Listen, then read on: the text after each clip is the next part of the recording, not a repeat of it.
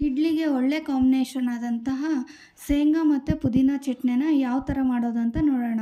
ಮೊದಲಿಗೆ ಶೇಂಗಾ, ಹಸಿಮೆಣಸಿನ್ಕಾಯಿ, ಪುದೀನನ ಚೆನ್ನಾಗಿ ಹುರ್ಕೋಬೇಕು.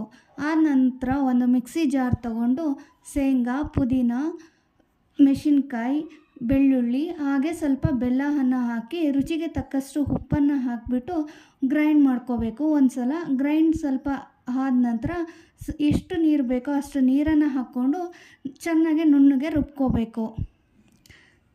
ನುಣ್ಣಗೆ ರುಬ್ಬಿದ ನಂತರ ಸಾಸಿವೆ, ಜೀರಿಗೆ, ಕರಿಬೇವು, ಒಣಮೆಣಸಿನ್ಕಾಯಿ ಒಗ್ಗರಣೆ ಹಾಕಿ ಒಗ್ಗರಣೆನ ಆ ಚಟ್ನಿಗೆ ಮಿಕ್ಸ್ ಮಾಡ್ಕೋಬೇಕು.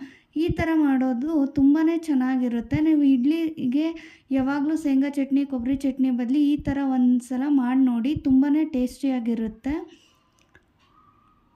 Thank you for watching.